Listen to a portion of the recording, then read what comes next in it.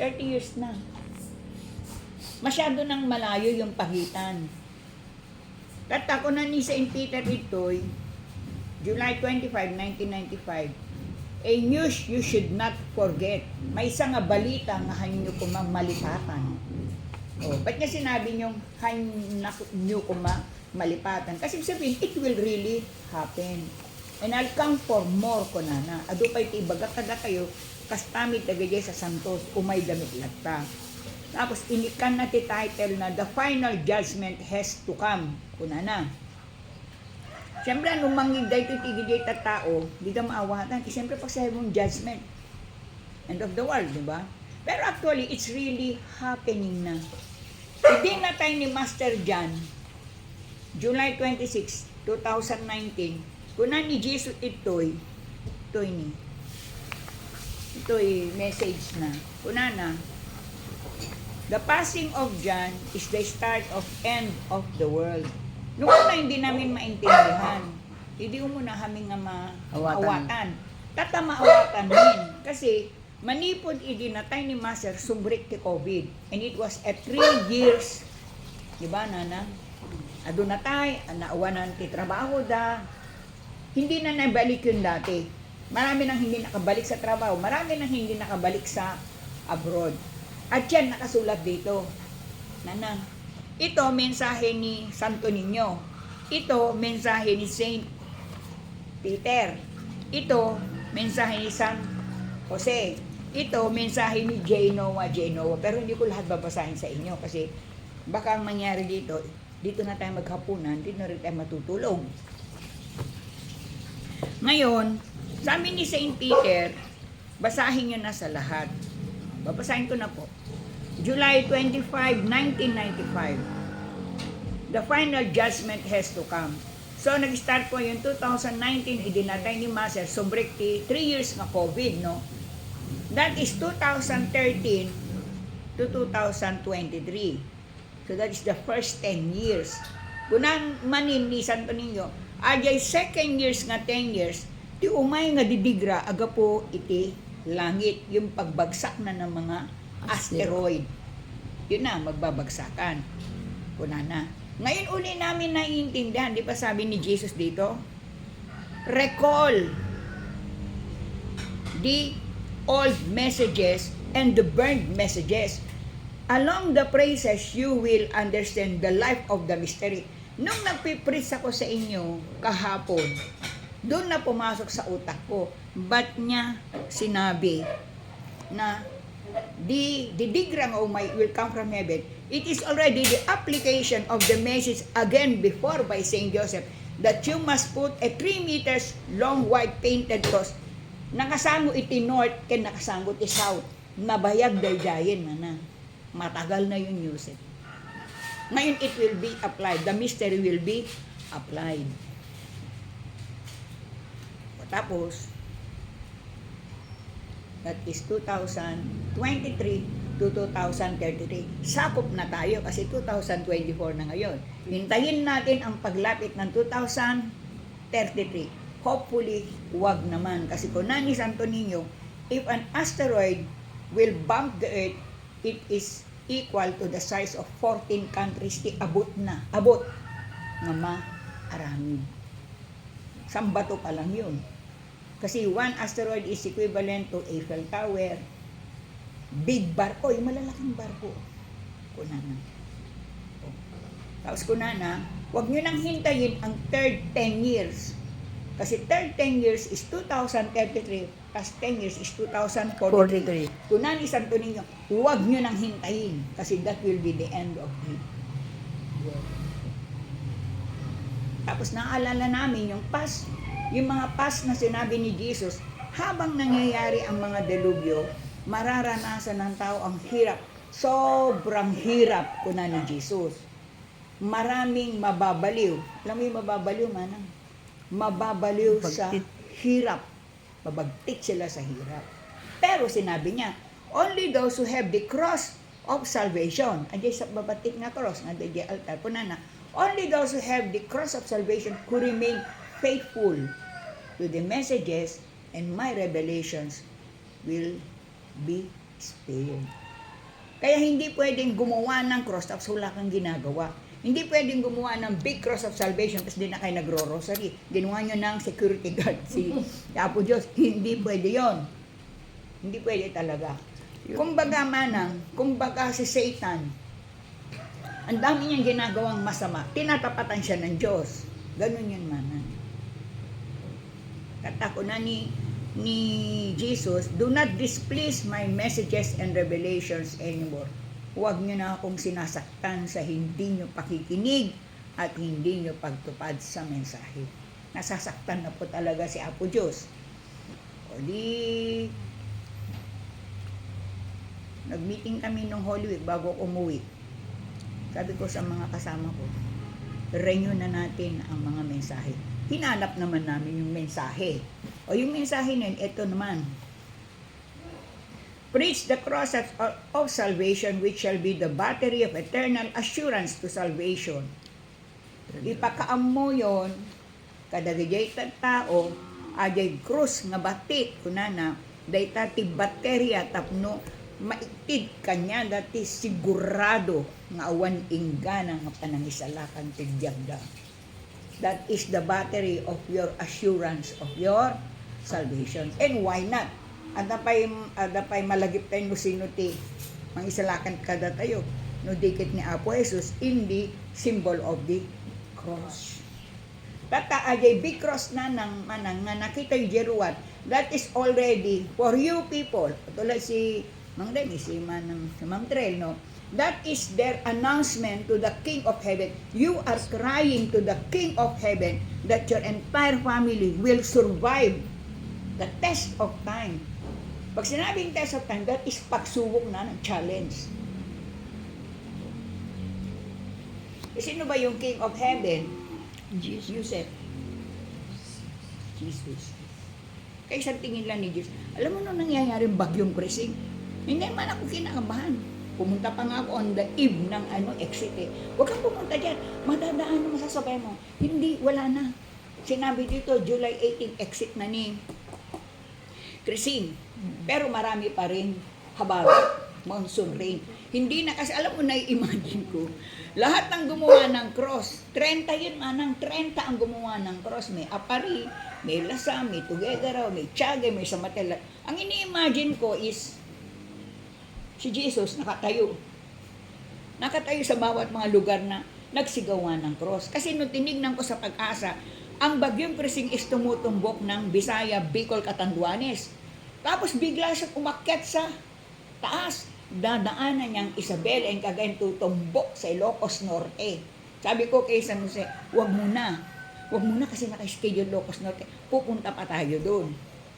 Oh, di ba ang text ko sa'yo? Kasi dadaan pa akong Tuguegarao, kukunin ko requirements. Hindi na ako dumaan ng Tuguegarao, manang. 2 buwan na ako hindi dumadaan sa bahay niya sa Tuguegarao. Piniram ko yung requirements ng Isabela. Yun ang ginagamit ko ngayon. Para yung naiwan doon sa Cagayan, o di yun yung para sa Cagayan. Wala nga akong dalang damit eh. Di ba dumating pa ako, labada pa yung damit ko, nakasukot lahat. Oy, nasampay na, tuyo na. Kasi, yun na yung parang noong nag-mission, yung hindi tayo ready, bigla na lang sasabihin ni San Jose, go. Punta ka doon. Ganun si Apo Diyos. Hindi maghihintay ang mensahe. Kasi ang obedience ng mensahe, tutumbok doon sa gustong gawin ni Satan na paghihirap sa buhay mo. Kaya it's only yung mababang loob sa Ilocano? Humble. It's only the humble and the obedient God will listen. Diba sabi kanina sa prayer, hope only comes to those who listen and do the message. Salita po ni Jesus yun. Ang pag-asa mo na ikaw ay maliligtas, manggagaling lang yun kung nakinig ka sa mensahe at ginawa mo yung mensahe. Nabuhay nga si Moses, si Jacob, si Isaac sa mensahe because God the Father is talking to them. And they followed. And where are they now? They're all up in heaven. Dito tinukoy dito. Sabi na niya, huge crosses, dinadakil ka nga cross, kunana, which are now destroyed. Burn it into pieces and bury it within the scope of their own lots. O, utos ni Jesus yun. Yung lumang cross mo yun, natatakpan ng halaman. Tagbatagbatin nyo na ni Manang Vilma yun. Sunugin nyo. Alain nyo kano ajay abo. Ajay abo, ipakalat mo na naman sa buong bahay mo. Pagkat no, yung abo pumasok sa ilalim ng lupa, ibibless naman niya yung ilalim ng bahay mo. Kasi it is already a holy ash. Kasi matagal na kayo niligtas ng cross na yan. Kaysa naman ma-offend si Jesus, sira-sira na, bitak-bitak na, siya mismo ang nagsabi. Eh, huwag kayong matakot pag pinagbatagbat nyo na yun. Sabi niya, change it at once and rashly make those who have endorsement of power. Kami yun. To re-enthrone it. Eh, manang awanin ni Master. Sino pa lahat ang gagawa? Kami.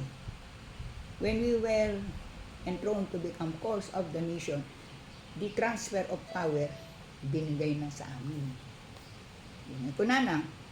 Pakinggan niyo mabuti Only those prayerful families and communities shall be lifted up either by their own faith or by the descendants of the Father God. Dagijay laing managwalo nga sang kapamilya, ken may isa nga baryo, ken may isa nga komunidad kunana. Iti, ano ba itatas? It will be lifted. Itag-ay ni Apo Diyos, babaen tinatikir nga pamati daki ni Apo Diyos, ken babain kunana kadagijay descendants of the Father God. Sino yung descendants? Abraham, Moses, Jacob. They up to now, they're all praying for us. Kasi hindi pa tapos ang plano ng God the Father. Kasi hindi pa bumababa si Jesus. Kung hindi namatay si Master, at siya talaga in-enthrone natin through elevation, lahat ng yun, hihiwalay si Jesus sa katawan ni Master. Makikita sana natin si Jesus ng personal. Kasi what is in the body of John is the spirit of Jesus. Jesus na tinatawag nating the Son, J. Noah. J. Noah is the spirit of Jesus. The Son is the physical body being used by Jesus. Ngayon sabi niya, the hope comes only within those who listen and do what are being said. Alam nyo, ni Apo Diyos agsao, hindi mo pwedeng baliin yan. Katulad ng hindi nabali. Mawatam ajay, nabali, broken. You cannot break the law of God. Kaya I always make as an example, when God the Father told Adam and Eve, do not eat that fruit. Kinain nila yung prutas because of babae. Kaya tukso talaga ang babae kahit kaan mo tingnan. Tukso talaga siya ang babae. Pero, nagbigay naman ng isa pang babae na magliligtas. Sino yon? Si Blessed Mother. Kasi in her womb, andun yung tunay na tagapagligtas. She gave her flesh, her heart, her blood to the Spirit of God, which is Jesus Christ, para ma-form. Ang tawag doon, incarnation. Kaya merong litany ng Mahal na Birhen ng sinabi, tabernacle of the incarnate God. Naging tao yung Espiritong Diyos dahil sa Mahal na Birhen, kaya hindi pwedeng hindi binibigyan ng respeto at paggalang at paniniwala din ng Mahal na Birhen. Sabi niya dito, again I say unto you, do as I wish and I shall take care of the rest. Ulit-ulit yun man, ibagbagan niya po sa aramidin yun, kaya po siya doon, makamot at biyag mo. Pinag-usapan ka na nga namin isang araw, sabi ko, kamag-anak mo ba Remy si Joseph? Ba't noon hindi namin nakikita? Hindi, mother, ganito ang naging dahilan. Meron yun na siya, may kamag-anak, tapos kamang na ituin, ba ganun-ganun. Then nag-recruit sa kanya si Jesus si San Jose, Blessed Mother. Kasi, why are you interested sa prayers? See?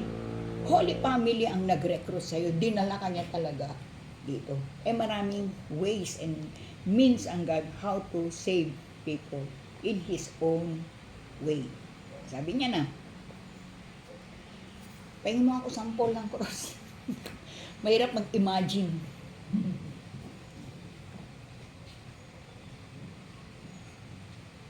Ito po, pag binasa ko ito sa inyo, sobrang sarap. Mama, nakaimas launay ng mangig amin. Isa ni Jesus mismo. Sobra. Sabi ko, Jesus, sobrang bait mo talaga. Grabe. Grabe po talaga kayo. Sobrang bait. Awanti masauti tao. Nung mangig na dito nga. Yung bagay. O, kanana. This is the cross of salvation, manang, di ba? Kunani ito ni Saint Joseph. The greenish color is a road sender of all possible saving graces to all who cry for help and salvation. Maliban doon sa color ito ng damit ni San Jose. When you are praying pala, before your cross of salvation with your 3 white candles lighted, all the angels in heaven are going down, bringing the answered petitions for your problem. Dito lahat sila bumababa. Kasi, kung meron lang kayong power, kung ni Master Dick, alam mo, Tiris, kung meron lang kayong power, hindi ganyan ang itsura ng cross of salvation. Sabi niya, kung may power lang kayo, bakit po, Master? Every time you pass by the altar, o kung sino man pumasok sa bahay mo, nag-pass by sila sa altar mo, there is a light casting in the 2 arms of the cross. Galing yun sa wounded hands ni Jesus. Kaya kahit na yung kapitbahay mong chismosa, dumaan sa altar mo, tatamaan siya ng light ng kamay ni Jesus. Pero yung sa kanya, material blessing lang yun. Pero yung graces ng salvation of soul, walang tatanggap doon, kundi yung may ari lang. Kaya when you are praying and you're saying all your prayers and petitions to God, the angels are coming down with the graces of answered petition. O, sabi niya doon. Ngayon sabi niya, the sight of the yellow ribbon is a road of all the saints and the angels flying and traveling with their lighted candles and trumpets to show the road to survival. Kaya hindi ka nagdadasal sa harap ng cross mo. Kasi habang nagro-rosary ka uli, dito naman bumababa yung mga anghel yung mga sasantos na may dalang lighted candles para ituron na ti puso mo, ti panunot mo, mailasat mo amin, alam mong malalaman mo kung anong mga dapat mong gawin in your decision making, in your times of stress, in your times of your problem. The angels will give you the graces of light. Kaya pala sabi ni Jesus, do not forget to light your mysterious fire. Sabi ni San Jose, light the world, di ba? Ang sabi naman ni Jesus, mysterious fire. Ang sabi naman ni St. Peter, it is no longer a product of the hand. It is already the Spirit of the Holy that is within the fire of the candle. That's why when you are praying, I am one among those spirits praying with you. Pero hindi natin alam yun. Pag nagdasal pala tayo, alam lang natin petition natin, alam natin sa Latin. Katabi ka palang mga sasanto, katabi ka palang mga anghel. Oh. Kaya pag nagdasal kayo, hindi na kayo nag-iisa. Marami pala kayo. So naman, mabuting ka nang magmay-mesa.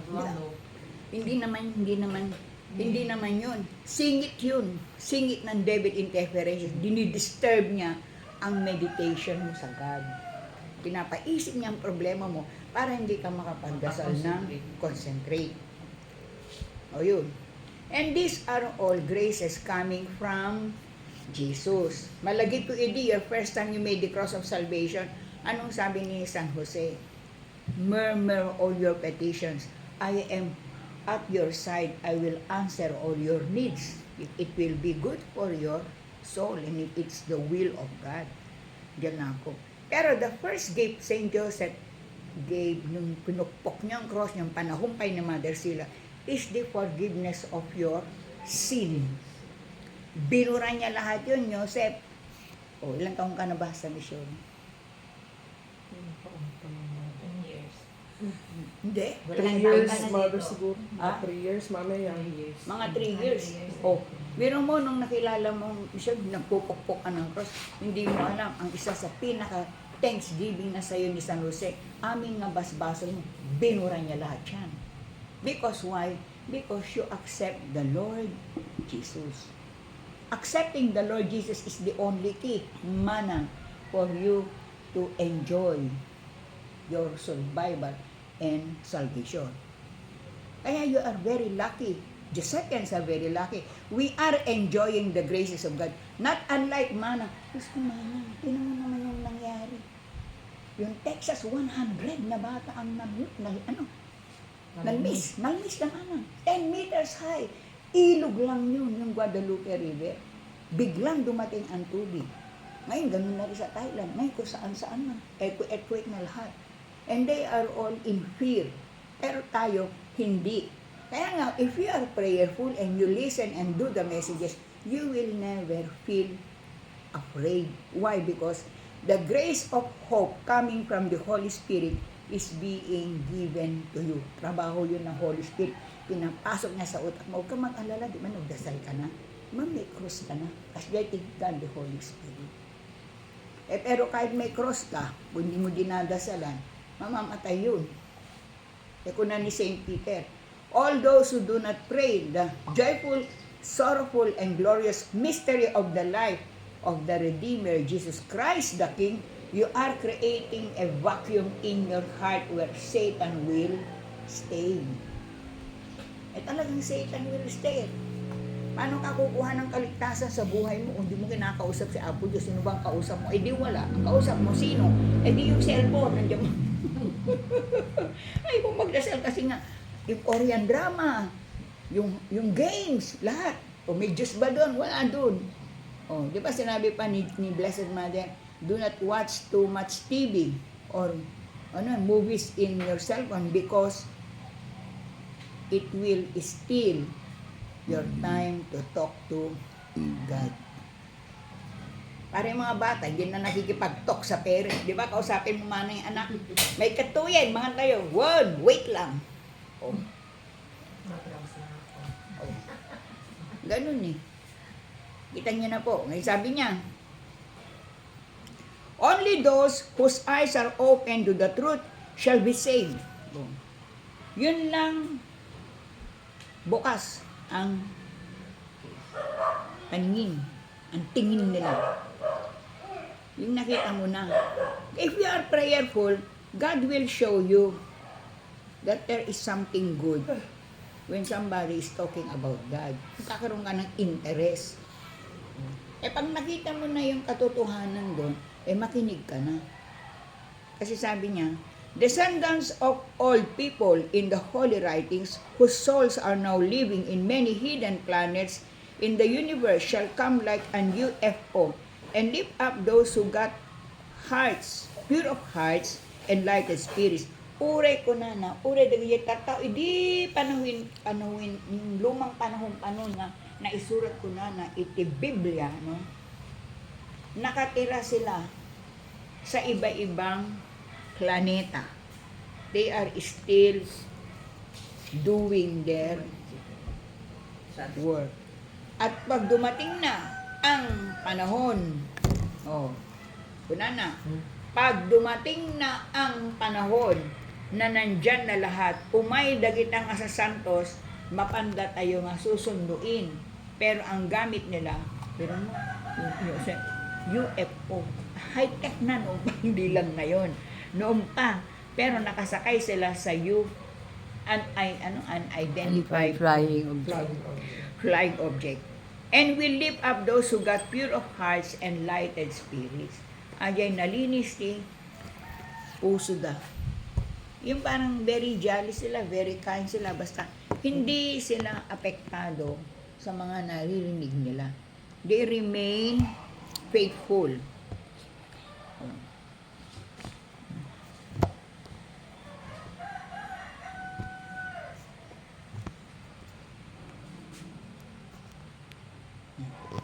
May information ba tayo?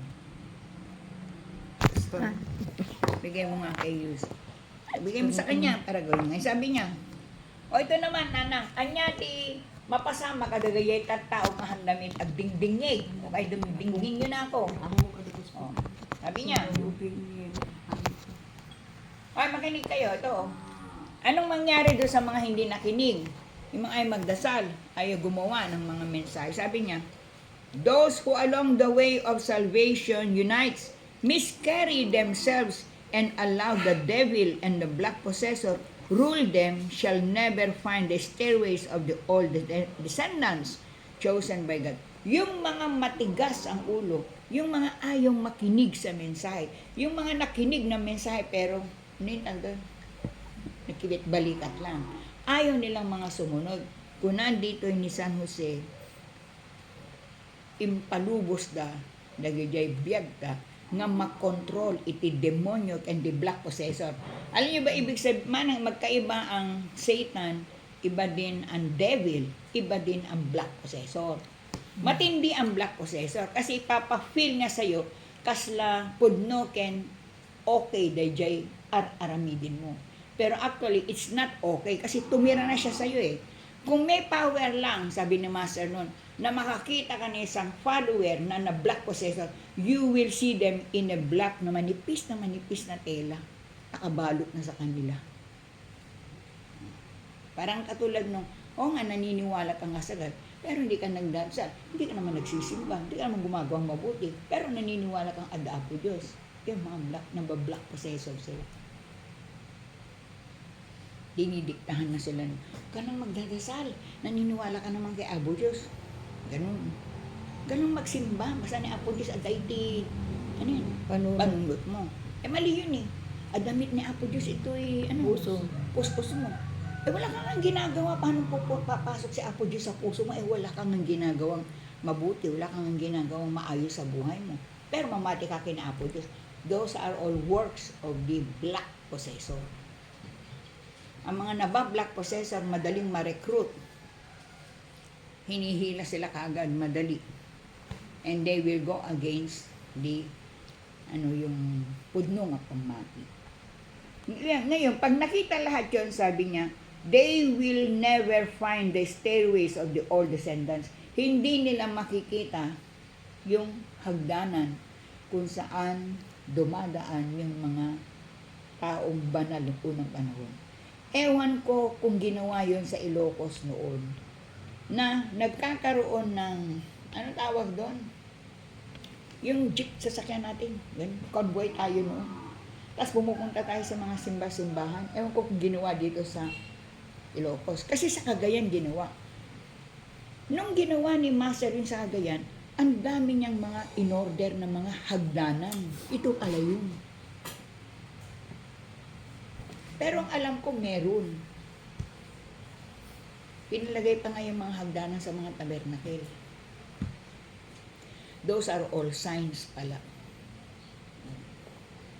Signs of Yung pag-akit sa langit. Si Jacob na naginip, di ba? Nakita niya yung hagdanan sa langit, akit panawag ang mga angels, akit panawag ang mga santo. Nasa Bible yun. Ang sabi ni Saint Joseph dito, but they shall be swallowed by another look-alike UFO, things long prepared by Satan. Dagayay hanga na mati, hanga naghanda nga inaramid, pulos, dagayay bagbaga ni Apo Diyos, handa hindi sila nakinig, sabi niya. Lahat sila, lulunukin sila ng look-alike na UFO. Long prepared by Satan, matagal nang prepared by Satan. Wala pa nga pala tayo noon, nakaprepare na sila. Gagayahin pa ni Satan yung UFO na sasakyan ng mga holy saints para sunduin naman yung may mga pure of heart and lighted spirits. Nangyayari lahat yun. Di ba ang ginaawan na aeroplano mother, nang bidambutot na panuna? Palagay na inalat UFO. The whole airplane, all Nawala. Yung sa na triangle yun, yung dumaan yung aeroplano, biglang nawala. Ganon. Dumaan yung barko, biglang nawala. Hinigop sila ng triangle. May nagtangka na makapunta sa triangle, hindi na rin sila bumalik. Mga scientists yun. O, ito na. Amawatan niya, nanang. No kasano, ti importansya ti may nga krus. Kahit kunapay ni Saint Joseph, ibaga yung kalagay tattao nga the cross of salvation is the 8th sacrament. Kasi there are 7 sacraments of the church. Ano yung una? Baptism. Ano? Confirmation. Ano pa? Sacrament of matrimony. Sacrament of holy order. Sacrament of extreme extreme unction. action. Ano pa yung dalawa? Penance. Penance. Ano pa yung isa? Basta, ito. Ngayon, walo na yun. Matrimony. Meron na yun. Confession. Confession. Ngayon, yung ikawalo, pinapasabi na ni San Jose sa lahat na the cross of salvation is the 8th sacrament. Bakit hindi? Si Jesus yan eh. Kaligtasan ng tao yan eh. Para yan yung monstrance na merong hostya sa gitna. The Holy Eucharist is also one of these sacraments. Pag sinabing sacrament, yun ay isang institution na it was given by Jesus. Kaya for example, nabinyagan ka ng Katoliko, nakapag-asawa ka ng Iglesia ni Cristo, di bibinyagan ka niya ng Iglesia ni Cristo, o nakapag-asawa ka ng born again, di bibinyagan ka ng born again. Nakapag-asawa ka ng iba-ibang reliyon, di binyagan ka doon. Akala nung taong nabinyagan ng Katoliko, burado yun. It will never be erased kasi it was given by Jesus. Sakramento yun. Not unless nag-reject talaga siya, talaga ayaw niya nang maniwala sa mga sasantos, ganun-ganun, mawawala yung grace of the 7 sacraments of the church. Kasi kaya binigay ni Jesus ang 7 sacraments of the church, matrimony, binyag, etc. It is, parang ang tawag yun, it is a vitamin that will maintain the nourishment of your faith and your soul, given by the Lord with you. At saka sinabi ni Saint Joseph Manang, numatay kayon, kunana, mapan ko kayo nga sunduin. Sunduin, Manang. Susunduin tayo. Sinong susundo? Siya ang San Jose. Kaya nga patron siya ng magandang kamatayan. Kaya nga pinapalagay ni San Jose, pag namatay isang tao, kunwari ako namatay na ako, nakalagay na ako sa ataol, ilalagay yung cross ko sa kanang kamay kasi susunduin ako ni San Jose. Pero kung na ni San Jose, not all who make the cross of salvation will be saved. Hindi lahat ng gumawa ng cross ay maliligtas kasi hindi naman sila gumawa. Sumunod. Hindi naman sila sumunod. And kung napay ni Saint Joseph, the cross of salvation will be your passes in heaven. Tingnan mo. Joseph, may passes ka na sa langit. Kaya ganun. Di ba, nanaginip, Mother, sabi mo kahapon, nakadala-dala sila ng krus. Pero Oo. adult bumabang. Adult bumabang nga nakadala ti krus siguro, Oo. handa nga nakastrip. Oo. Kasi, Naginip siya. Pupunta rin siya sa West. Master, naginip po ako. Hindi ko po maawatan. Noon niya, dahil ito yung dreams ko. Kunana. Oh. Umaakyat sila kanya sa hagdanan. Dala nila ang cross nila. Pero nagulat ako, Master. Recently, 2 weeks ago, Oh. before yung... Bumababa din naman. Before yung lindol, may ang haba, ang layo pa ng hagdanan. Puti, papuntang pag-anon. Puti lahat yung hagdanan. Pero, Dream mo yan? hindi, isang iglap lang, naiglip lang ako ng tanghali. Kaya ganun, Tapos, katindi. pero may paakyat na babae, ganito ang buhok. Pero malayo pa. Sabi niya, malayo pa na. Kaya ganun. Ngayon, sabi ni Master, yung umaakyat, nagdire-diretso, yun yung mga nakasunod, sabi ni Master doon sa palot. Yung mga nakita mong bumababa, sinundan mo ba? Sabi ni Master. Sinundan ko po, Master. Kung saan nagpunta? Pababa na hagdanan. Hindi ko na tinuloy, Master. Bakit? Masyado nang madilim. Ayun na yun. Papunta na yun sa abyss of hell. Madilim na. Ayun naman isa. Yung nga, sabi kong pamangkin ni Miss Henry. Sinunog niya lahat ang cross niya. Kasi nakulang yan eh. Nagamod yung kamag-anak ni Miss Henry. O nung binurol na, Nung binurol na, sumanib yung espiritu nung namatay. Alam mo sabi niya, Subriyo, dagijay cross. Subriyo, grabe kayo sa bali. Subriyo, apay. Hanak maka. Saklang. Ano yung, ano yun? Saklang. Hanap Nakasalat. saklang. Basta hindi ako mapakali. Ang init-init dito sa kinalalagyan ko, puro apoy. Oh. Henry, yung mataba. Oo. Yung Tagalog ko. Yung pagod, Kailangan yung ko ano sunod. si St. Jude, ang ano niya. Yung Oh, sa master din yun eh. yung dadaan na kwartanan ay ang na requirements. Mm-mm. Awang pagplete ng mother. Mm-mm. Ag sapatos yung di mapakali kasi wala sila kung papasahe. Mm-mm. Kasi wala silang pera na yan. Oo. Ang mga may sapatos na, May pera sa loob. May pera sa loob. Nangyari yan kay Ese Wangag. Sumama kay Mother Medjalin. Mother, walang pag-register. Halika na, sumama ka na ako ng bahala sa'yo. Ganun. Sige, Mother, ganun. Eh ngayon, nag-stop over sa Tarlac, yung Victory Liner. Pag yung katabi niya, bumaba. Akala naman ni Ese, nagmerienda. Ngayon, darating na yung, yung konduktor, binibilang na. O, nasaan yung katabi mo? Nagmerienda po. Paan? Yung Tarlac lang ang ticket niya, sabi nga. Ay, iso, sabi mo. Pagtingin ni Ese, may pera dun sa flooring na dating may tao. Oh, tinapakan niya kaagad. Mother, tinapakan ko kaagad yung pera. Sabi nung dibdib ko, tugudug. Ako sa Jose, binigyan mo ako ng pera, thank you. Tapos, hindi naman niya maisip kung pera yun nung katabi niya. Kahit so, sinabi nung konduktor, ay bimabagay mo kasi titiket na kit Tarlac laing. So, akin talaga ito. Nung umalis yung konduktor, ilulot niya na 1,000 din niya, may pera siya. Ganun lang talaga po Diyos ng malay mo. Kung saan man galing yun. Pagpangisukan ng plete na.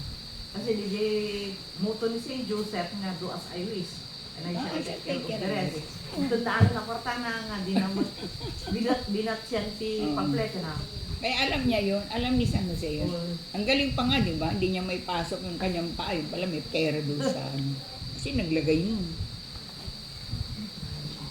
O, sabi niya, Joseph,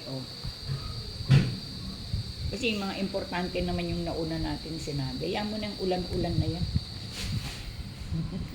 Sabi niya, July 25, 1995. Ay, saan mo ba nilagay yung cross mo? Nandun sa kwarto mo? Para alam mo yung gagawin mo. Kasi sabi ni St. Joseph, all the crosses, sabi niya, must be at the altar, sabi niya. When the danger comes, sabi niya, run to your altar and get your own cross of salvation and embrace it. Pinanisan niya, yakapin niyo at makikita ninyo ang yakap ni Jesus sa buhay sa inyo in times of danger. Kaya ang ginawa ni San Jose, kanya-kanyang krus talaga dapat. Krus ng nanay, krus ng tatay, krus ng mga anak. Ganun. Kaya alagaan mo yun. Mag-good morning ka rin dito. Lord, good morning po. Thank you. I love you. You kiss your cross of salvation. Ba sabi ni Jesus, linisin nyo, dalusan nyo ti krosyo, mamati kayo ti krosyo, tasyak da ita nga krosyo. Believe it, clean it, have faith in it because I am the cross itself. Kaya kailangan ninyong tawag doon, alagaan ang krosyo. Kasi kayo yan. Kunana, manang, ito na Di ba? Agin-ginid. Kahit saan, naging-ginid na. July 25, 1995. An angel came, not only one but three, like the way they appear in the two sin cities, the Sodom and Gomorrah. Gabi ng July 25, nagparang titalong anghel kini Master Jan nung buhay pa si Master.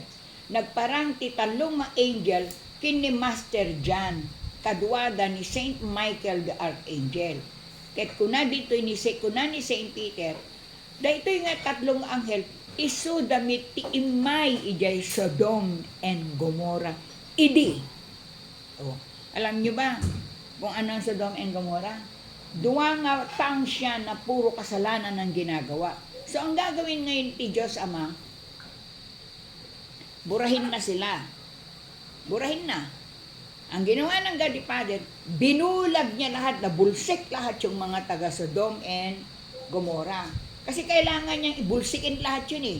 Para makalabas yung isang banal na tao, kasama niya, asawa niya, kasama niya pa yung 5 anak niya. Oh, di rumwargan, itigate Sodom and Gomorrah. Kung natin God the Father, no rumwar kayo, itigate, hang kayo nga tumalyaw. Tapnuhan yung makita, no kasano kang makaungit. Kuna ni God the Father. O di inigaman ti anak nga lalaki, day ulo ni inang da. Na, sige, lakad. Adayo. Kuna ni, dagay anak na, natang, adayo tayo mitten. Siguro mabaling nga, ibatan miti ulo ni inang. Sige, sabi naman ng tatay. Kaso nung inibatan ng ulo yung nani nila, sabay naman, timalyaw adya, inang da. O insigida, nagbalin nga asin. Yung nanay nila, yun yung tinatawag sa Saudi na the Dead Sea. Walang pwedeng mabuhay dun, walang isda. Pero punong-puno ng asin, maalat. Yun yung asawa ni Lot. Tibik-tik ang buti. Totoo. Sabi niya. Totoo yun. Ngayon, yung 3 anghel na nandun sa Sodom and Gomorrah para iligtas si Lot, dumating sila sa kwarto ni Master noong July 25, 1995 para lang nanang ibaga kini Master nga dandanin ti dakil nga gingginid. 1995 pailaing dayay nanang 2025 na ngayon. It's been 30 years old na yung mensahe. Isuko na ito'y ni St. Peter. When a light before and after the Michael the Archangel personally appeared to the medium of St. Joseph, the one man in the Far East, kakaiso na nga napili nga tao, ajay ni Master John, to save the whole world from the hands and claws of the power of Satan. Kaya lang sayang nanang, natay ni Master John. Diba sabi, cardiac arrest, kunwari lang yun. Kasi dati pa lang, wala nang isang mata si Master, wala nang kalahati ng puso niya, sira na lahat ang laman loob, pero buhay siya. Kasi nga, he was born dead, binubuhay lang siya ng mga misteryo ng mensahe na sinusunod ng tao noon. Hindi na sumusunod ni Jose. Wala nang gustong sumunod. Kaya kung na San Jose, babawiin ko yung binigay kong tao sa inyo, makamukay ti biyagyo. O kaya tayo ngayon, eto tayo ngayon, makaampo tayo ti biyag tayo. And all we can do now is to Pray. and to tell the people to make the cross of salvation. Para matuwa naman ang langit na gusto pa rin natin masave ang mundo by telling the people who is Master John. Kunana, my name is known to all. I am Peter. Kunana, amo yung tinagan po kuna ni San Pedro. Siyak ni San Pedro. Kunana, just listen first to me and some other chosen as among the disciples of the Lord Jesus Christ will send their own revelation. No one believe. Pakinggan niyo mabuti manang. Para nagginginid, di kayo agtaray-taray. Ginginid din sa katatakbo. Ito, tandaan ito, wala kayong tatakbuhan kundi altar lang. Altar lang and get your own cross. O kung malakas pa loob ninyo, disindihan ninyo yung 3 kandila and pray the rosary. Kasi nangyari yan nung pumunta ang Mount Pinatubo eh. Galing ako ng Bataan. Maasim na yung amoy ng yung rock, yung ano ng lahar. Wala akong masakyan pagdating ko ng San Fernando. Tapos sabi ko, paano ako uwi? Natatakbuhan lahat ang tao. Nakakita ko ng jeep sa raw, nakahindo doon, nakita ko na lalaki. Binuhat na lalaki yung kabang bigas ng galing ng Bataan. Nilagay niya sa, hinila niya ako, tinulak niya ako sa loob ng jeep sa raw. Hindi ko maalam, ba't naman hindi ako nakasakay ako. Tapos bigla niya akong binaba sa Marlboro. Doon sa Marlboro.